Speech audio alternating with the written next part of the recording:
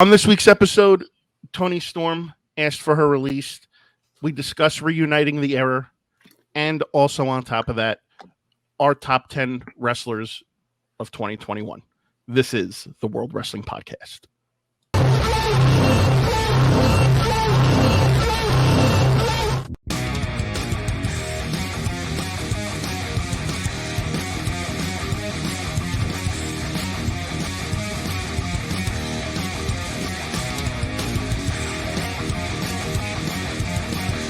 What's going on, everybody, and welcome back to another episode of the World Wrestling Podcast.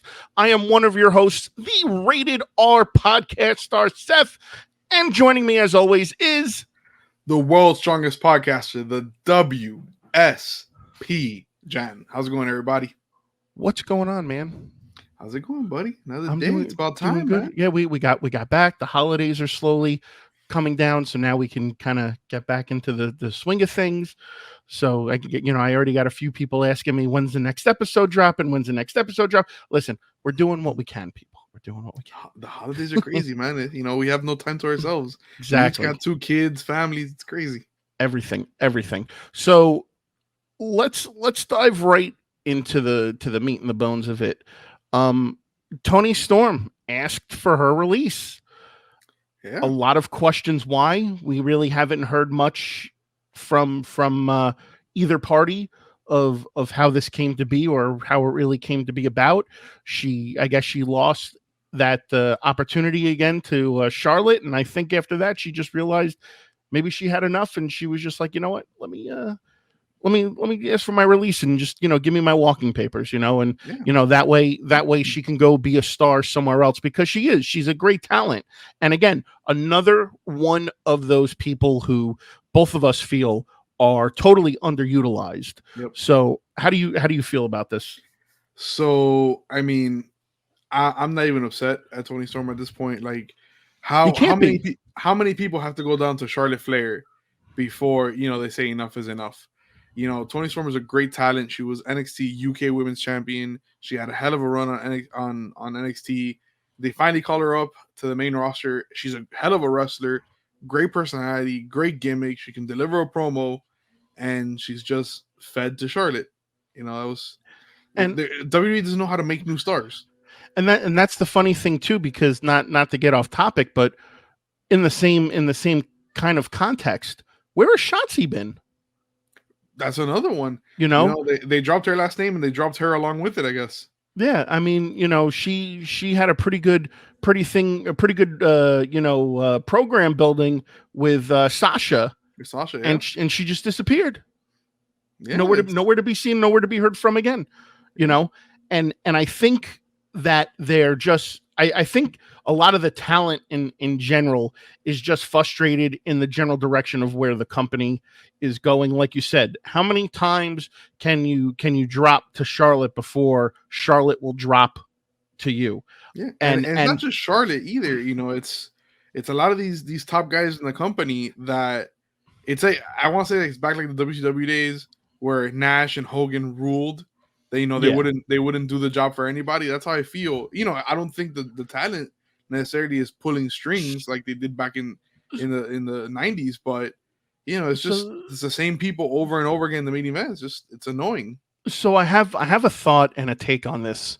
I feel that because this is all happening on SmackDown, and SmackDown is a part of Fox, I believe Fox has their own agenda, and unfortunately, WWE really doesn't have much of a say in that aspect when it comes to what happens on Fox. Now, on USA, where Raw is, that's a whole nother story, because Vince and everybody else has pretty good control of what happens over on USA, whereas Fox is a major network that paid a lot of money to buy the rights for SmackDown, and they have a certain vision of a product that they want. Why do you think the title is still on Roman?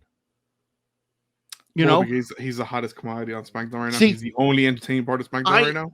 I feel and that he's the tribal chief, and you must acknowledge him. So Cesaro should have had a run. should have had a title run. Charlotte should have had a title run 10 years ago. You know, and then also on top of that, you know, again, it's they're really continuing to push this Brock Roman feud, which we've seen it a handful of times already over the course of like the past like 2-3 years. So to me, Fox has a good. They've had what 3 WrestleManias together? Yeah, exactly. And I think Fox just has a good grip on controlling the product on their channel, which as they should. Again, like I said, they paid for the rights for it, so they feel that Charlotte is the best female for that show. Hence, why she hasn't dropped the belt. You know, I feel that Toni Storm could have easily have had a really good title run. There's a few women on that show that you could have given the belt to Shotzi and not turn her heel, and she could have had it. And she came in with a lot of positive behind her. She had a pop. You know, she was killing it in NXT, and then what happens when you go from NXT to the main roster? Yep, down the old pooper. Yeah, it's too many people. And now this is not a knock against Charlotte. I think Charlotte's an amazing wrestler. I think she could deliver a promo every time she's out there. I think Charlotte is a total package. Well, I still think she needs promo work, but that's just me. She's definitely a flair. She has her moments where it's weak, but for the most part, she delivers. Yeah, you know. But the problem with Flair is that it's too much of a good thing is bad, and it's just week in and week out. Charlotte comes back, she right there main event into a title match. You know, it's too much of Charlotte. You know, let's build other stars, because if Charlotte gets injured, you got nobody. I mean nobody to carry that company. Because what they've on SmackDown, there's Sasha Banks. There's Shotzi. There's Shotzi. Bailey's supposed to be coming back sometime in the near future, but who knows if she's going to go to Raw or if she's going to end up on SmackDown. Exactly. And if she goes to SmackDown, what, she's going to play second fiddle to Charlotte just like Sasha is? Well, even if she goes to Raw, she's going to play second fiddle because you got Becky and then you got Bianca. Yeah. Oh, she's not even second fiddle. And before Bailey got hurt, she was feuding with Bianca. Yeah, it was a hell of a feud too. So I mean, yeah, you know. So I mean, who's to, you know? Again, I mean, listen, I think she just didn't want to get lost in the fray anymore. And again, you know, she again, you know, people feel like, you know, people reach a point in their career or professionally or personally where they reach a point where they feel like they've hit the, you know, they've hit the pinnacle, and they want the next level, but then you got people holding them back. Like Toni Storm again wants to make an impact. Yeah, she wants to make. Well, from what I've heard, Mrs. DMD has been pushing very hard for her to get into AEW, only because I guess her and Britt are good friends. So, I mean, you know, that'd be fun to watch. And there's nothing wrong with that. You know, listen, AEW needs some more women, so I'm okay with AEW signing up some more women, and Toni Storm would be a hell of a pickup. The women's division is pretty solid over in AEW, you know, between Thunder Rosa, Jamie Hayter, Chris Statlander, Britt Baker, Riho, Shida, you know, obviously, what is it? Nyla Rose and Ruby Soho, Jade Cargill, you know. Is it Cargill or Carhill? I think it's Cargill. Well, Cargill. But I mean, they have a pretty stacked roster, but they can always use more women for diversity. Exactly. And I think Toni Storm would be a great fit there, but also Impact would be a great fit for her as well. Again, it depends. Again, it depends on you know. Again, she now like most other people have to sit and wait those 90 days now until she's able to work again. But you know, the funny thing is that they made such a big deal about it when they announced her release, because they were like, oh, this wasn't due to budget cuts. It's like, you know, they automatically went on the defense. Like, this wasn't about budget cuts, we swear. No, she asked for her release, and you guys gave it to her. because they're nice enough to give her a release. Which I'm surprised they gave her a release, because there was a report that came out like a month or two ago that they're not going to grant anybody their releases. Mm-hmm. So I'm kind of shocked that they that they gave in with that. But hey, you know what? Nothing WWE does anymore really surprises me at that aspect. I mean, it's the brand is changing. Both brands are changing. The talent's changing. This has been more WWE this year. I think has been more driven on money and not so much putting out a quality product. This year, I think WWE's been on that same mantra for at least 5-6 years now. It's all about the money. And listen, I don't fault them. It's a business. You got to make money. The only way Vince can put out more product is if he makes more money. If he's not making money, there's no WWE. So I understand. But you know what though? But there's more to it than just that, because if you're putting out a product that people like to watch, and you're you're putting the right performers and talent in place to succeed, the rest is going to fall in line. Because again, that's where the merch comes in, the action figures, the video games, and all that stuff. And I agree with it, and that's where I was going with this, is that it's the other side of the coin. If you put out a product that people would like to see, technically money should be made. But then you go to AEW, where AEW is a fan service. I don't give a damn what anyone calls it. AEW is a fan service. They're putting together nonstop dream matches. Here, this is what you want. This is what you get. And and Raw and SmackDown, a replay of SmackDown whooped the crap out of Dynamite in the ratings. So you can't say that money's coming in if you give people what they want. AEW is giving people what they want, and Raw and SmackDown are outselling them every single night. Here's some food for thought with that. Okay, yes, WWE is more story oriented.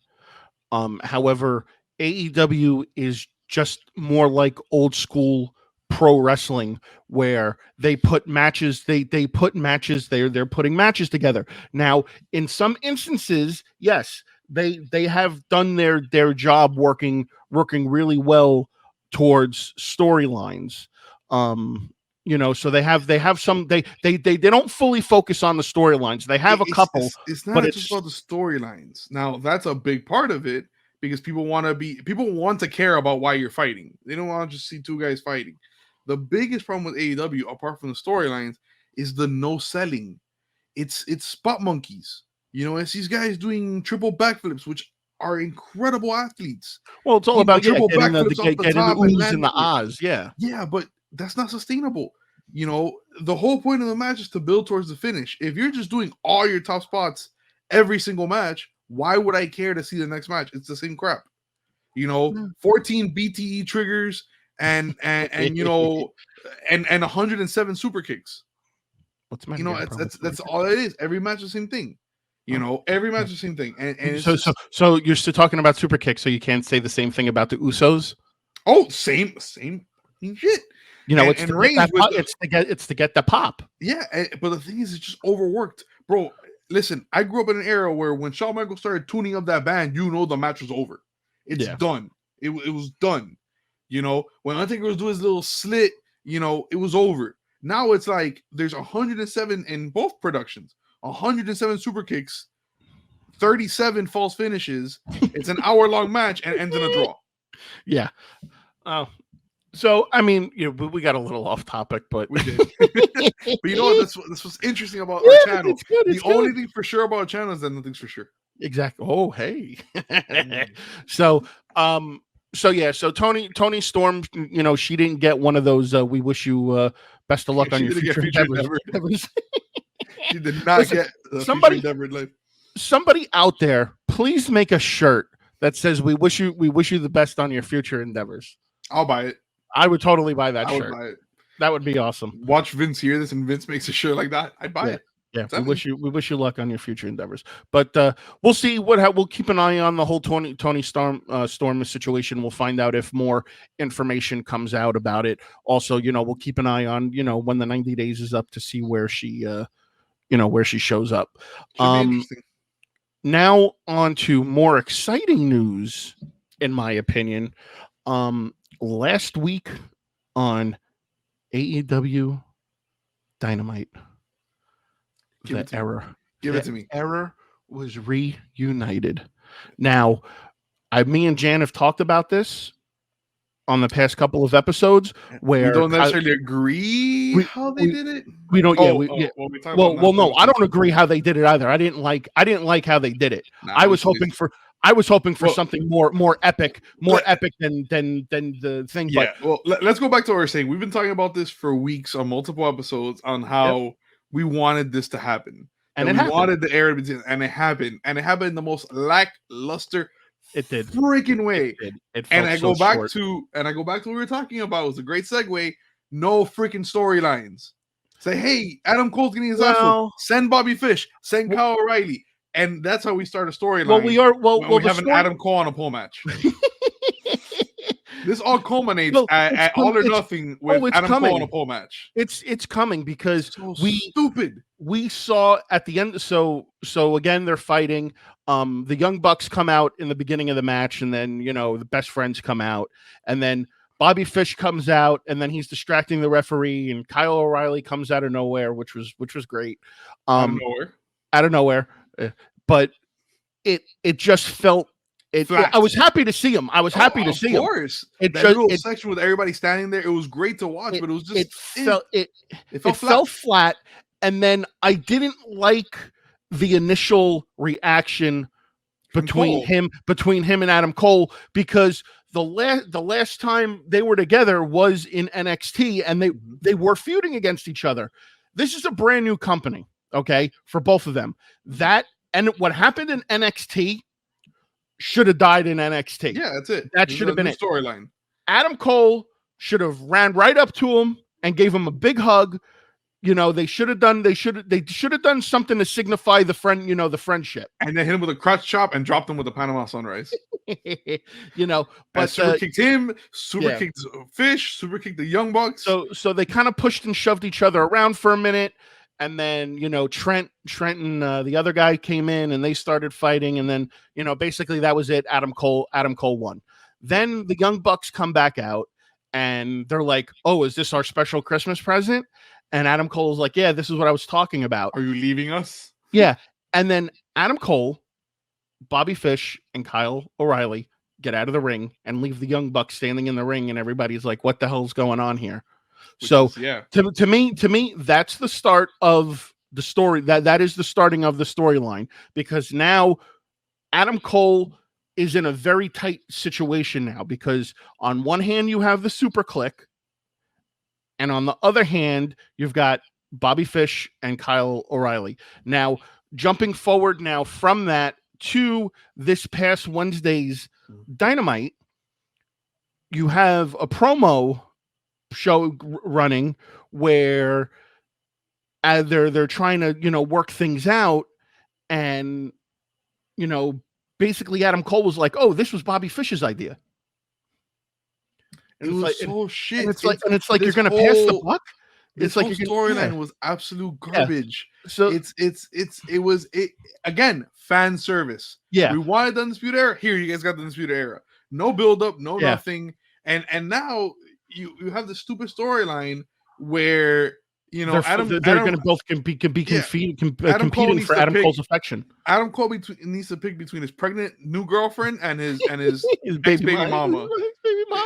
It's so stupid. Like, yeah, they did a very poor job. Again, I think the way me and you discussed it the best was Kenny comes back. Slow build up, yeah. Kenny comes back, and Adam Cole. Adam Cole's not happy that Omega's back. He's not a leader anymore. And they set the stage when they said, "Oh, we need you to hold in the fort." And Adam Cole's like, "Yeah, I'll do it." He's like, "I wasn't talking to you. I was talking to the Bucks." I'm like, they set the fucking groundwork for it. They said it, and it just nope. Yeah, and that's shit storytelling and fan service. The best return this year, that the return has been handled the best, has been Daniel Bryan. Daniel Bryan came back, did his little fan service matches, Bryan Danielson. Sorry, Bryan, yes, that correct. Yes, correction. Bryan Danielson. He came back, did his little fan service, and then went right after Adam Page in the title and systematically destroyed the Dark Order. That's storytelling. Yeah, that was That's good. Bringing back. That was building up to the match because Brian, you see, almost got me saying it. Yeah. Bryan Danielson came out and said, "Listen, every week up until my match with Hangman, I am going to take out another member of the Dark Order until it happens." And that's exactly that was so. Yeah. And then Hangman's like, "Oh, fight your time." I say, "Nah, it's not your turn." And he take out another. I mean, that was I get chills. Yeah, that was storytelling. Great. That was great. That was Danielson at its best. Yeah, we didn't, but the ending was shit. But that storyline itself was perfect. Yeah, I was like me and you both discussed. We were hoping for the Omega Bucks turn on Adam Cole. Bobby Fish comes out, and then boom, Kyle O'Reilly comes out, and then you've got the Elite versus whatever name they're gonna go by. Yeah, henceforth referred to as the Era until they come up with a new name. The Era. So I mean, it kind of fell flat. Again, don't get us wrong. We're both excited. I can't wait to see what the Undisputed Era does here. So then what is it on Wednesday Night Dynamite? There's the 6-man tag match with Orange Cassidy and Best Friends against Adam Cole, Kyle O'Reilly, and Bobby Fish. Yep. So the interesting thing is that when they were in Ring of Honor, Kyle O'Reilly and Bobby Fish were a tag team, and they were known as Red Dragon. They were known as Red Dragon. So when they were introduced as Red Dragon, I thought that was kind of cool. I was like, okay. I was like, this is fan service. I like that one. Yeah, exactly. But then obviously Adam Cole comes out, and they get in the ring, they have their match. And the whole thing is that Kyle O'Reilly knows Bobby Fish has his back, but he still doesn't know where Adam Cole stands. And that goes back to what I was saying before. What the last thing that happened in NXT should have stayed in NXT. They should have been buddy when they introduced him into AEW. Because to me you're taking but this is where it kind of irks me a little bit, because you're taking a storyline from another company and inserting it into direct competition. No, but I'm just saying though, but you're reinserting it into another company. So it's so let me ask you this: how did you feel when Sami Zayn won the NXT title and Kevin Owens showed up and was hugging him and then powerbombed the shit out of him? That was a storyline from Ring of Honor, and they brought that into NXT and they ran with it and dominated. See, but that's NXT. That's kind of developmental. So that was development. Well, back then it was when it's your direct competition, and it's both main rosters is what you're meaning. Because if it's good for the goose, it's good for the gander. I hear you. Now, I agree with you. They should not have continued that storyline. Yeah. Listen. At this point, I would have preferred them continuing that storyline because what they did was ass. Yeah, at that point, if you were going to have him come in and Cole and O'Reilly were going to get into a shoving match, you might as well have had Cole come in and cost Cole O'Reilly come in and cost Cole the match, or Fish take them both out. Yeah, who knows? At this point, who cares? Yeah, but what they did was absolute ass. Now, again, like you said, don't get us wrong. We're excited to see the Era together and see what they do moving forward. But that introduction was absolute ass and a missed opportunity to create something memorable. Then jumping back into Wednesday night, after the match is over, Kyle O'Reilly and Bobby Fish are kind of left standing in the ring when Adam Cole walks away with the Young Bucks, and the Young Bucks kind of had like this look on their face, like, oh, he was our friend first, type deal. It's so bad. It's two girlfriends fighting over the same dude. It's so bad. So shitty. We're gonna listen. There's still hope. There is. They can pull this out. They can totally redeem this. They need to hire Vince Russo. No. Hold on. Before I lose my Adam Cole in a pole match. No, before I lose my train of thought. There's still hope to redeem this, where you have a match where it's the Young Bucks against Red Dragon. And Adam, then there comes a point in the match where, say, the referee is knocked out, and that leaves the opportunity for a run-in. Kenny Omega comes running in. Okay, Kenny Omega comes back. Kenny Omega comes in. He's coming to help the Young Bucks. Okay, you see at that exact moment that maybe Kenny Omega is setting up either Kyle or Bobby for a move, and Adam Cole is sitting ringside, and he's having one of those moments like, what do I do? What do I do? What do I do? And then he runs in the ring and he hits Kenny, and then Red Dragon winds up winning the match somehow. Okay, but there's still that opportunity where they can make this right, not only fan service wise, but wiping away that really bad introduction of Kyle O'Reilly. So I will take that same storyline and edit it just a little bit. Okay, same thing. Bucks versus Red Dragon. They're both out. The referee's out. Adam Cole comes into the ring and he has a chair in his hand or whatever, a weapon, and he's looking at one of them, either Riley or Fish or at the Bucks, and then he makes his choice. He hits himself. He hits himself with the chair. He hits himself. That'd be great. But no, he hits one of the Bucks. Boom. Yeah. Red Dragon wins. They form the Era. The very next week, now the Bucks are facing the Era, blah, blah, blah. Then Kenny comes back and we have 2 returns, different nights, 2 different pops. Okay, I can kind of get behind that. And that's just for money purposes.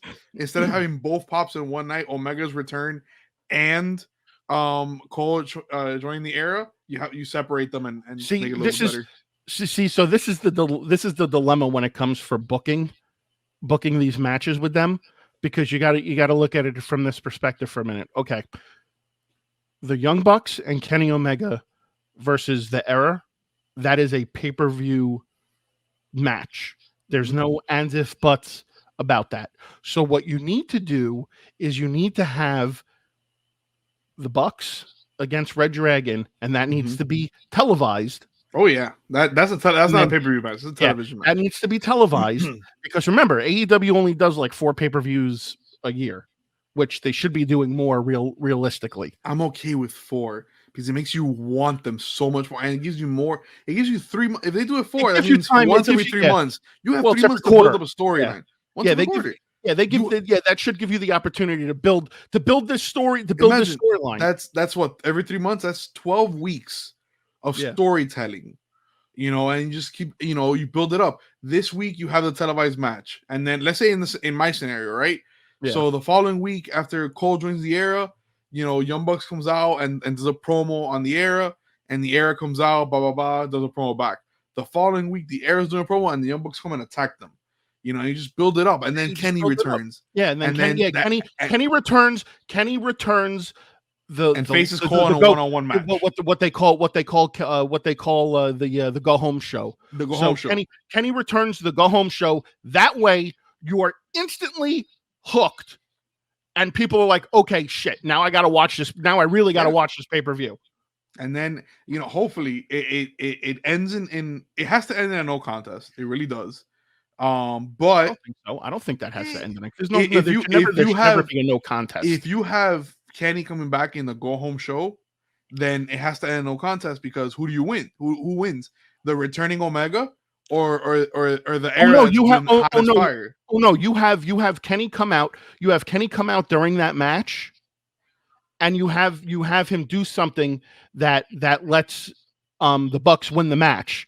That way it's set up. And then it's set up for the go home show. That way, the pay-per-view people are going to be like, okay, now who are they really going to let win this match? And again, that can start a whole case of one-on-one matches between Omega and Cole, which would be really good matches. Yeah, those would be great. And then you have 1 week where the Bucks interfere, the next week where the Era interferes. And bro, my God, again, you can do a whole year of storytelling. You can do a whole thing of that. Absolutely. So I hope they take the opportunity to really sit down and work this out, because they messed up the intro, but they have gold sitting on their hands, especially with Omega out.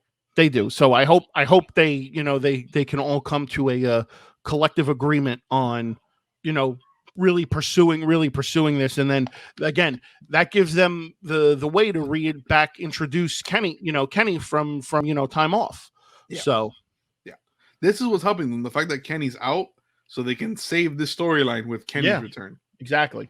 Exactly, 100%. So again, we're glad to see this. We hope it plays out a little bit better than the introduction did. And we'll see what happens moving forward. I mean, again, they've got time to tell this story because the next pay-per-view isn't until March. So they've got from now until March to build this. They got a whole quarter. Exactly. So now with that being said, this is going to be a very hot topic right now because obviously we both have our own opinions. I have an opinion. You are incorrect. Yeah. So we're going to dive right now into our top 10 wrestlers of 2021. I do have a few honorable mentions that I want to mention first before we dive into that. And you can tell me how you feel about those honorable mentions. So my honorable mentions, I feel, are Chris Jericho. Definitely. Agreed. Adam Cole. Yep. CM Punk. And Bobby Lashley. So I disagree with your last two.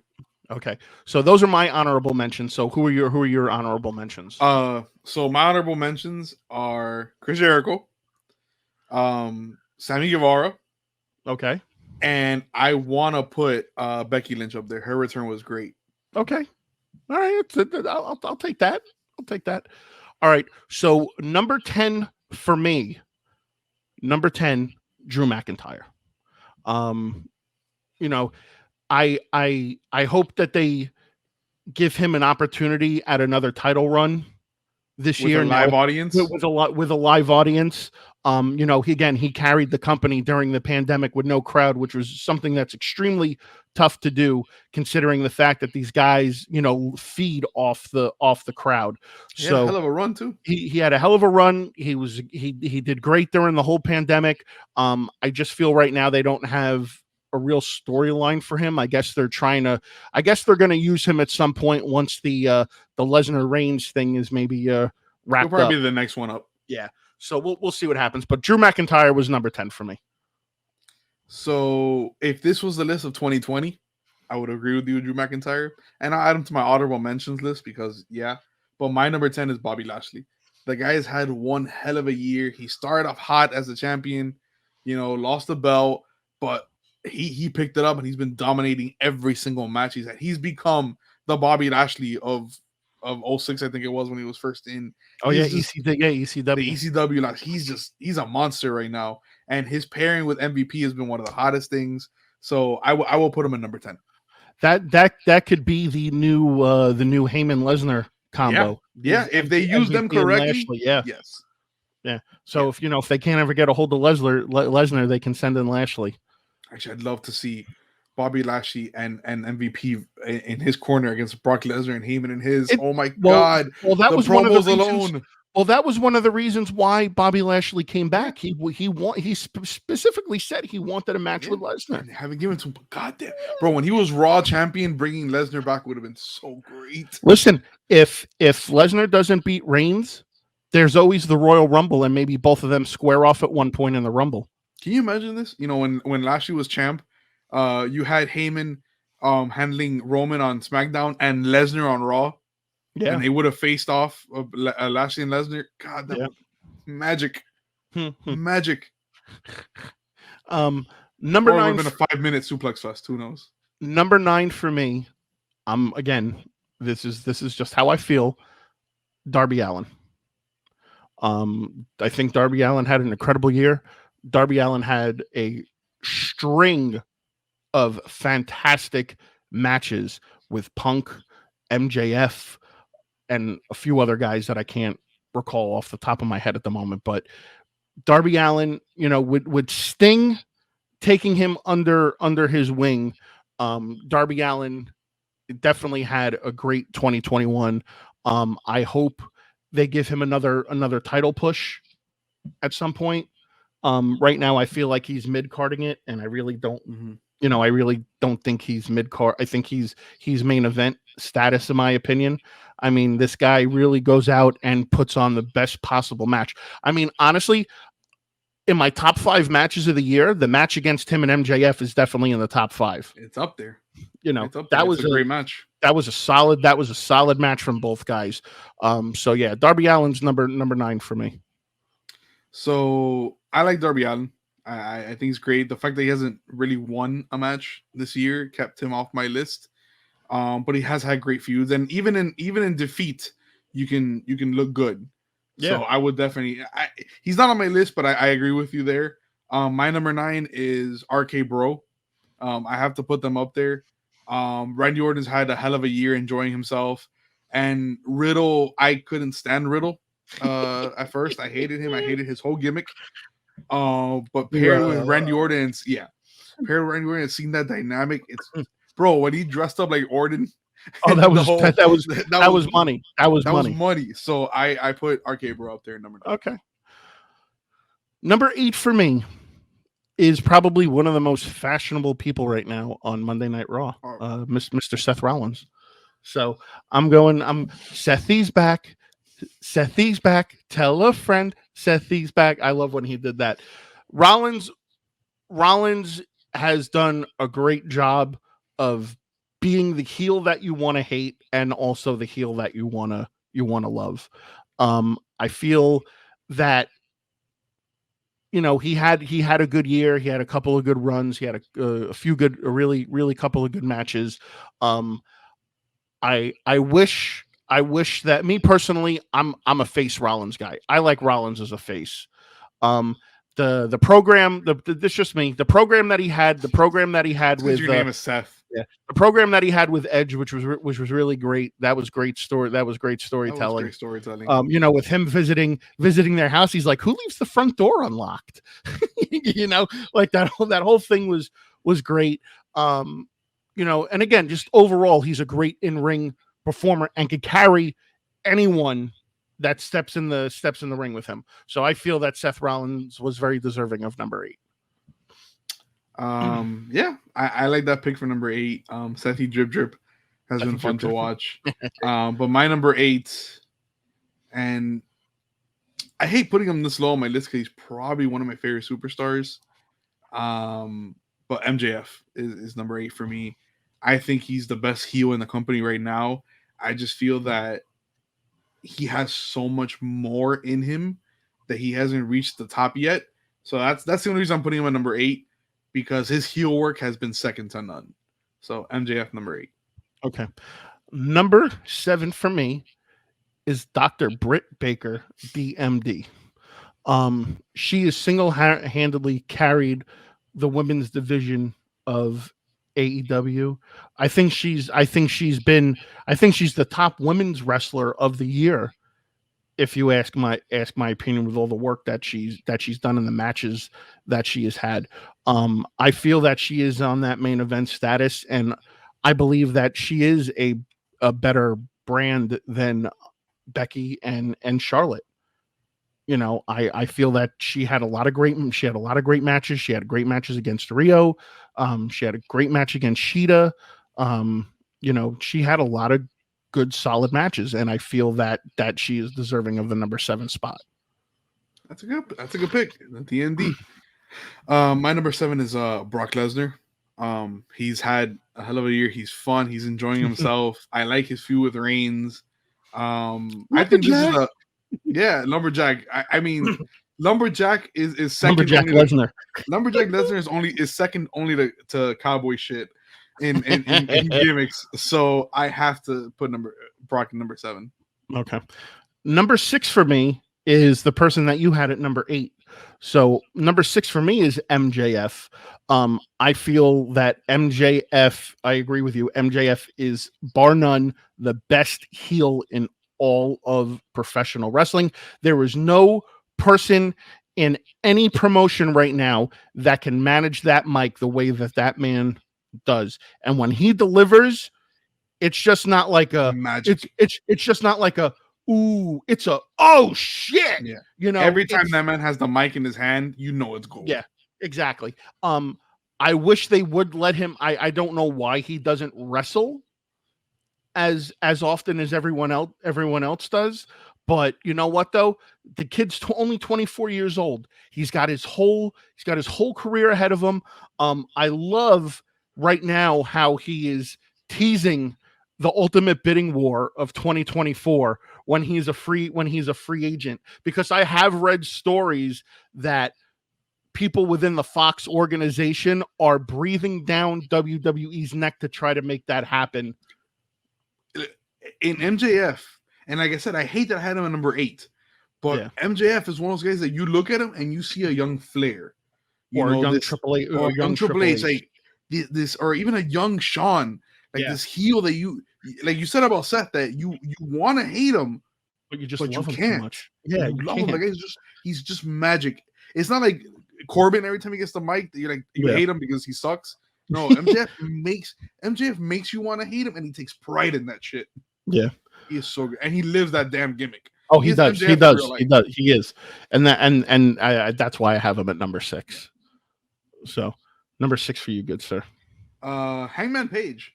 I think he deserves the number 6 spot. He hasn't had the year that that a lot of these guys have, but coming in, having his story finally finishing the storyline and putting that belt around his waist, I think is deserving. The couldn't get it done storyline, and he finally got it done. Finally putting it to rest. So number 6, he didn't break the top 5 because that's pretty much all he's done all year. Yeah. But just the culmination of that storyline, it worked perfectly. Number 5 for me is Bryan Danielson. Number 5 for me is Bryan Danielson. A fantastic year he had. I know he took like those couple of months off after the contract was was up to to heal up and everything like that. But from the moment he arrived in AEW, man, did that guy make an impact. He's basically wrestled on almost every single show that they've aired, and when he wrestles, that dude puts on a clinic that is second to none. That guy, he's the Arnold Schwarzenegger, the Stallone of wrestling. The guy is just he's how the JBL said, he's a wrestling god. Yeah, he is. That man is amazing in the ring. I agree with you. My number 5 is also Bryan Danielson. Dude, what can you not say about him? He's the match with Kenny, the match with Hangman. The match with the Dark Order, every single one of them, and the match with what is it? The Japanese guy, Minoru Suzuki. Yeah, Minoru Suzuki. Yeah, that was a great match. His debut, the same day as Adam Cole, and just the way. I mean, that he was the hottest free agent of 2021. Oh, absolutely, no question. Guy was awesome. The guy's done, and the way he's handled his comeback has been great. So he's very deserving of that spot. Number 4. I'm glad we had one that we agreed on together. Too. Yeah, funny. Now this is where I think it's going to get a little tricky and a little rocky between us. Number 4 for me was Randy Orton. Oh, that's pretty high for Orton. So here's my reason why. He's one of my favorites too. Yeah. So. Here's my reason why for Orton. Orton didn't have the best singles run he's had this past year. No. But again, when they paired him with Riddle, you got to see a whole nother side of Orton that you have never seen. He was happy. He looked like he was having fun. He's having fun. You can tell he's having fun. I mean, shit. On this past Monday night, he made it look like he was going to give Riddle an RKO, and he's like, "I'm just messing with you, bro." It's so good. Listen, Randy has always been in the top 10, in my opinion. Randy Orton has been one of the consistent, constant good things about WWE over the course of the past couple of years. When he's enjoying himself. When he's enjoying himself. When he's not, he is lackluster as hell. But I've seen a change in Orton the last few years, where he's gone from from veteran to locker room leader. Yeah. Because he was that cocky veteran that's, like, oh, I don't like the storyline, I'm gonna phone it in. Yep. But ever since that switch he's had to become like a locker room leader, like since the Undertaker retired and he's stepped and Cena left. So basically Orton has stepped up to that spot where he's the guy, and he's handled that with grace, and he's definitely, I see why you put him so high. Like he's definitely he's definitely mature. He's definitely matured a lot. Yeah, matured, I do. That's the word. Now Ric Flair has come out and said this, and for Ric Flair to say this, obviously it holds weight. He said that if he can see anyone breaking his title reign, it's Randy Orton, and I hope that does come to fruition, because I could not agree with that statement anymore. I don't think there's anyone more deserving of it than him. JBL used to say on SmackDown that if you were going to build a superstar from scratch, it would be Randy Orton. Yeah. And gimmick, wrestling, attitude, persona, Orton's had it all. Yeah. And if anyone has to break that 16 times, it would be Orton. Yeah, and I feel that way. So, and someone that was mentored by him and by Flair and Triple H. Yeah. So, and a third generation superstar, third generation super, and his father and grandfather. Yeah. So, if anyone, it should be Orton. Absolutely. Who's number 4 for you, buddy? Big E. Big E's had a hell of a freaking year. He came in finally won his all deserving world championship, and he hasn't let down. He's consistently wrestled, put on great matches, and he's a fighting champ.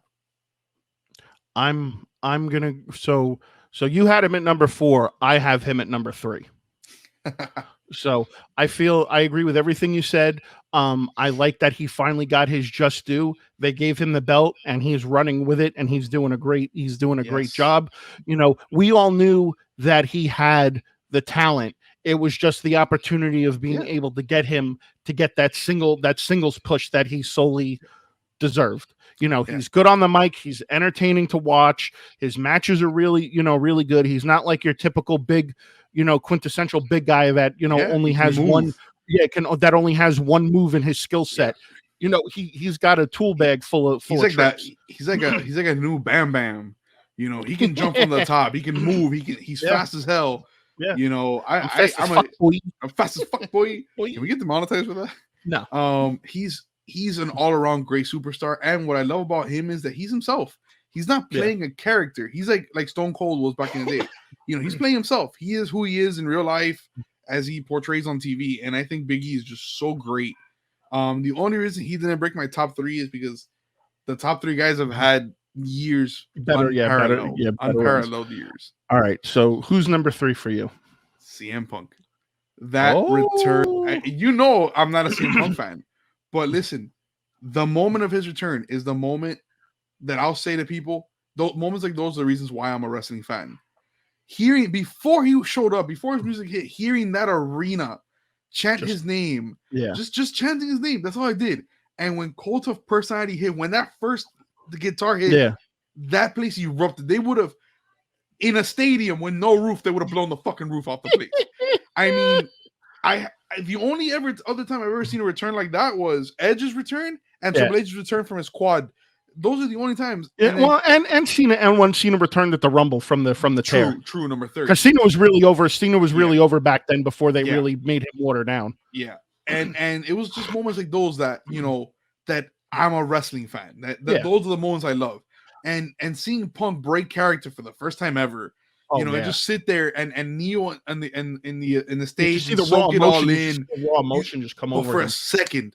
It came over and then it was gone. And then, it's clobbering time. Yeah. He went in, he jumps into the people. I mean, that to me was the moment of 2021. So I agree with that being the moment of 2021. The only reason I didn't even have him on my list and I had him as an honorable mention, other than Darby Allen, I don't think he's really wrestled anybody that's been credible yet to do that. That's why I kind of was like, if you want to talk about moment of the year, hands down, that's number 1, no question. Number 2, the number 2 moment of the year, right behind that is another AEW moment where Adam Cole came out and then freaking Daniel Bryan and then Bryan Danielson came out right after that.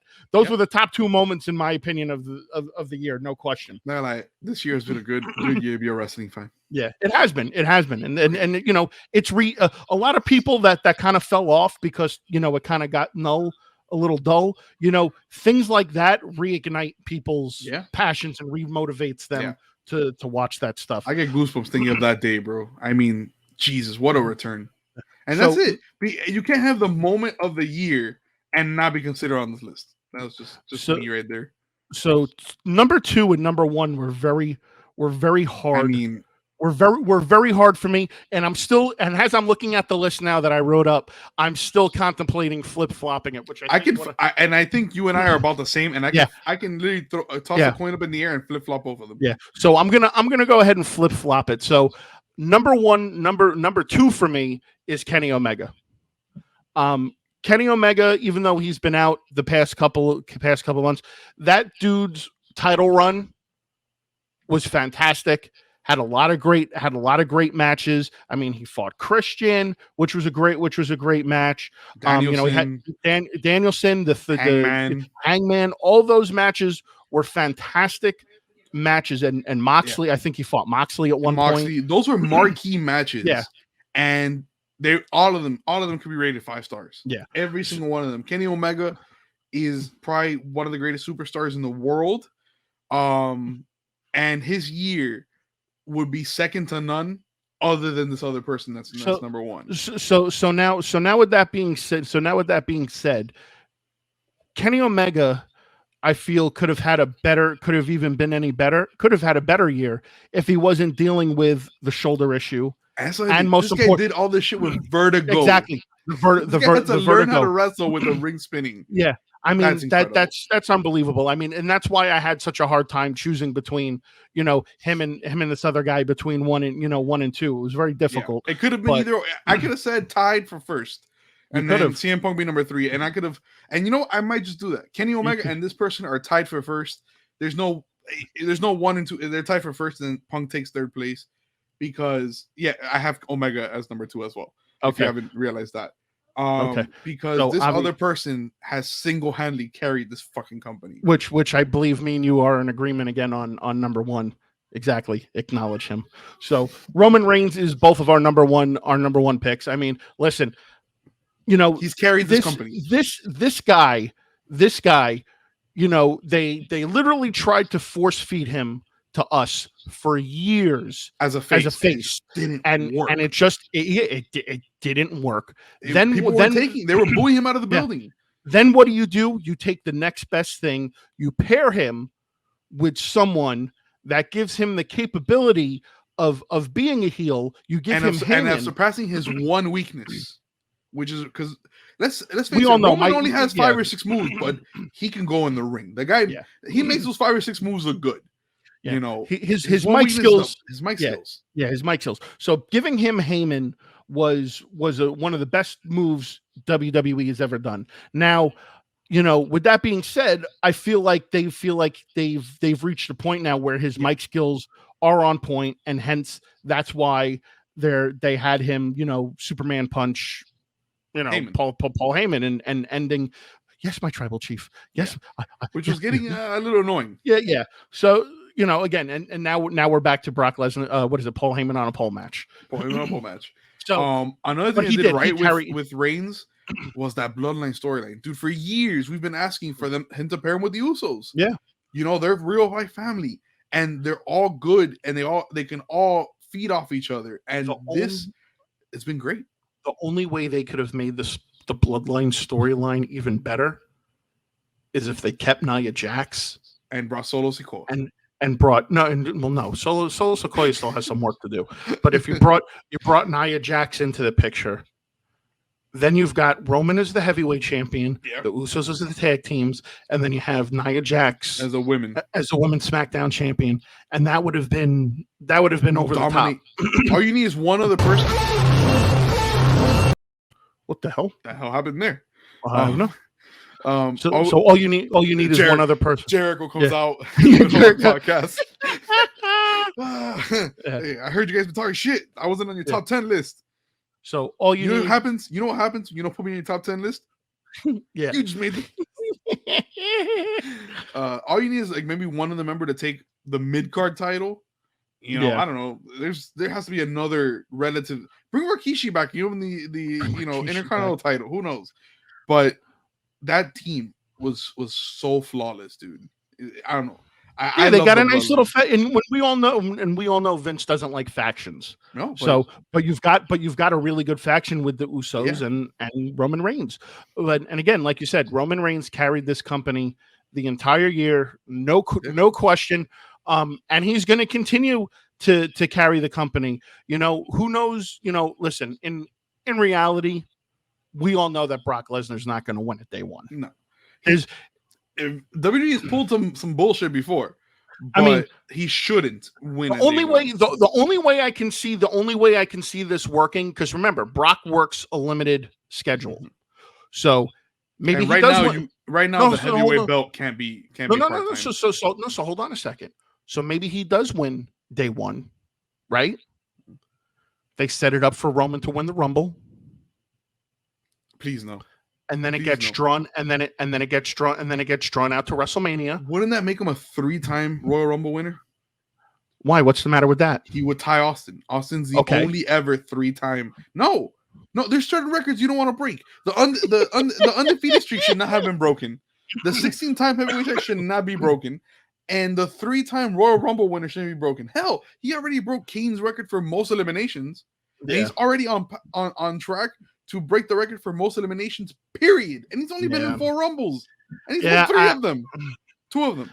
I mean, I mean, but again, that's my take. That give Roman the King of the Ring. That way he can be King Chief. But that's my take on it. Like, that's the only real way I can see. I can see that happen. I could see that happening. The only way I see Brock winning, it won't be a day one. It'll be if they redo the Elimination Chamber pay-per-view.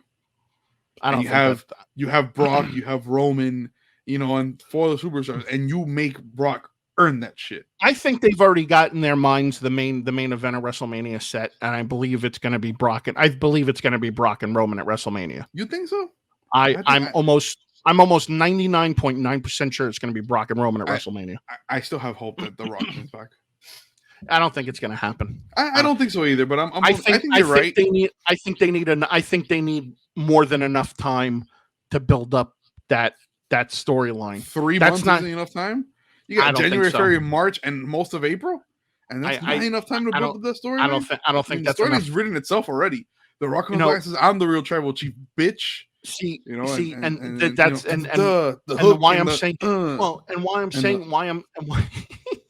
Why I'm saying they need more time to build that up is obviously because of the Rock schedule. They've got to be able to fit in where Rock can make appearances. And it's got the appearances have to be a consistent string of appearances. Yeah, how's the Cena used to do it against the Rock in his feud, like the Rock via satellite? Yeah, I mean, Cena carried that fucking feud, dude. Listen. I'm interested to see. I'm interested to see what happens. I'm definitely stoked for the Royal Rumble. Because we always love it when the mystery appearances. It's one of my favorite pay-per-views of the year. It's not my favorite pay-per-view of the year. It's up there because not because I like the Royal Rumble. I love the concept of it. We just like to see who comes back. The possibility of who comes back. When you hear Johnny Gargano's music hit.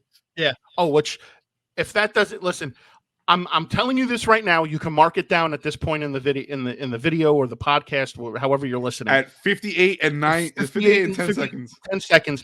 If Gargano's music does not hit during the Royal Rumble, that dude is going to AEW. He jumped ship. It's over. Yep. That dude is going AEW, or he's just solely going to do independent stuff. Yeah. Now, here's a prediction. 58 minutes and almost 30 seconds. Is it a spoiler or a prediction? Braun Breaker wins the Royal Rumble. Oh. See, now here's WWE is high as hell on this guy. So here's my issue with that. But he's definitely showing up at the I don't think he's gonna win, but I agree that there's the possibility of him showing up because I believe he's gonna beat Ciampa on Tuesday for the belt. He'll be the NXT champ by then. And then I believe he's gonna appear and he's gonna do well. And he won't win, let's be real. And I do believe that if he does beat Ciampa, you can most certainly guarantee Ciampa's going up to the main roster. Which he sadly he'll go up to the main roster, and because NXT is getting rid of all the old guys. Yeah, NXT is LA Knight is seconds from getting his walking papers. And Ciampa's the last man standing, and basically, and If he loses, it's over. Yeah. So that was our top 10 list. Also, our honorable mentions. We had a couple of in there that were tied. So obviously we were both in agreement that our favorite moment of the year was CM Punk. What was your favorite match of the year? Ooh. What was that one match that was like, yo, this match is the lick? Damn.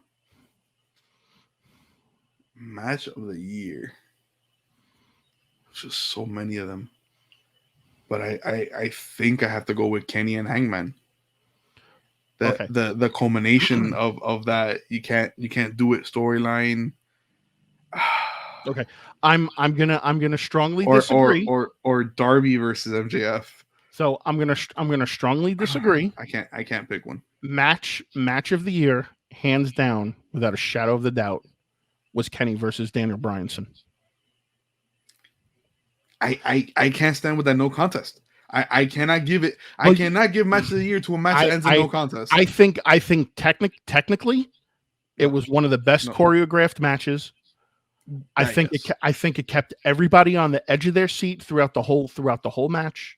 Yes, you know, both guys put on a clinic, and I feel that was, and I feel that what justifies my. But you can say the same thing about Hangman and Kenny. It was a clinic of a match. Because, it was well choreographed. It was a clinic of a match, but I didn't get the feels. I didn't get the feels about that the way I felt about the Omega Bryan Danielson. The only feel I got was that it ended in no fucking contest.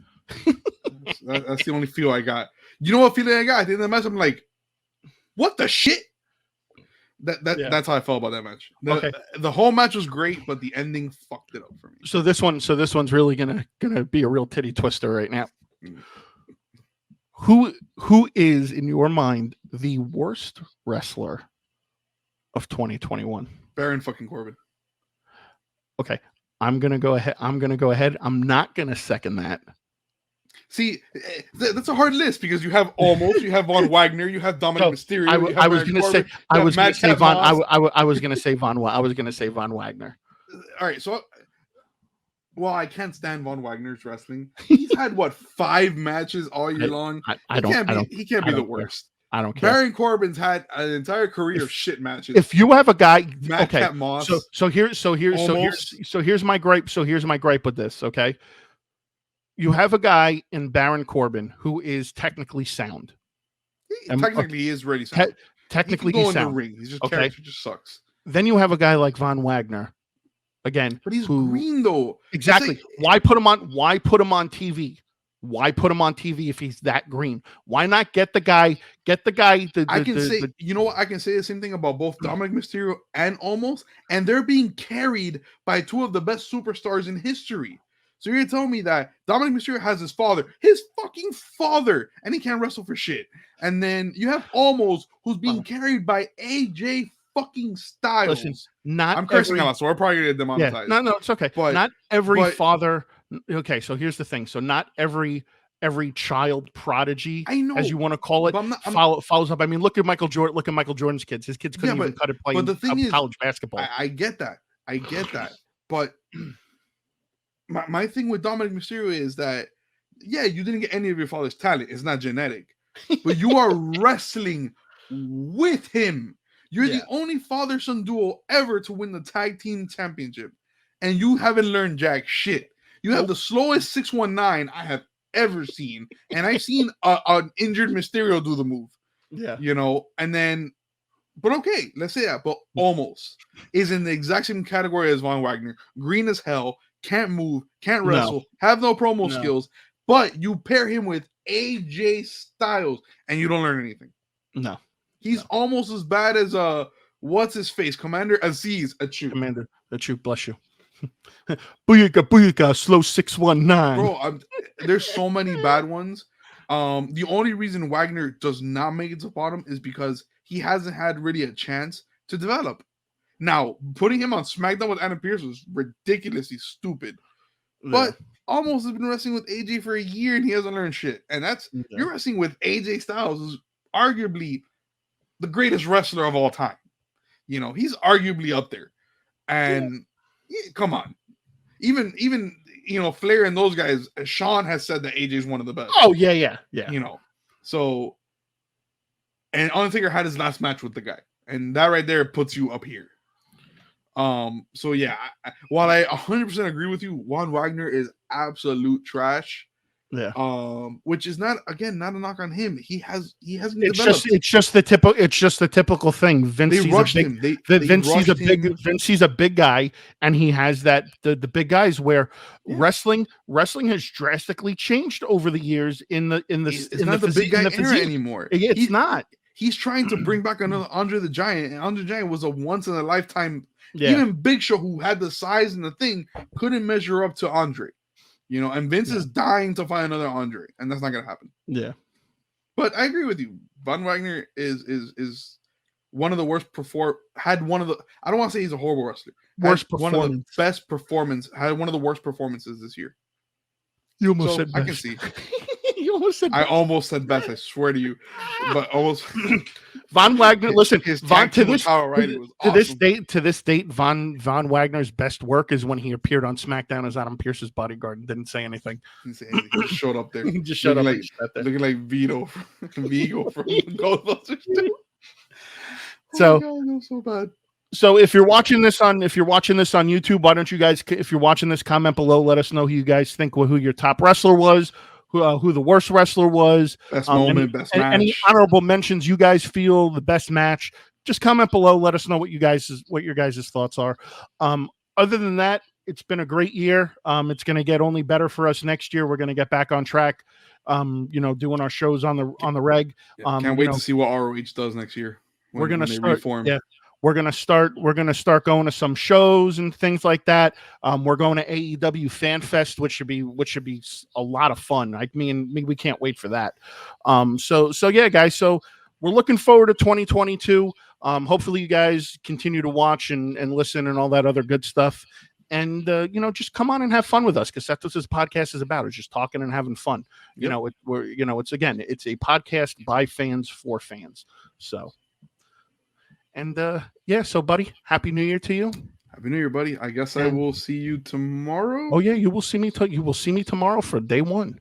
Yeah. So guys, with that being said, if you're watching on YouTube, if you like what you saw, please be sure to give a thumbs up. If you're new, please be sure to subscribe. As always, be sure to hit that bell so you get notified anytime we drop new content on the channel. If you're listening on Spotify, guys, be sure to use their new rating system and make sure you give us 5 stars because of how much fun you enjoyed listening to the podcast. 5. Yeah. Now, don't be mean and give us 4 stars because you see too many 5 stars. Yeah, just give us 5 because we deserve it. Okay. Yeah, we're the best wrestling podcast out there. We are the best wrestling podcast. So, all right, guys, Happy New Year. Wish you guys all the best, and next time we will see you right back here inside the ring.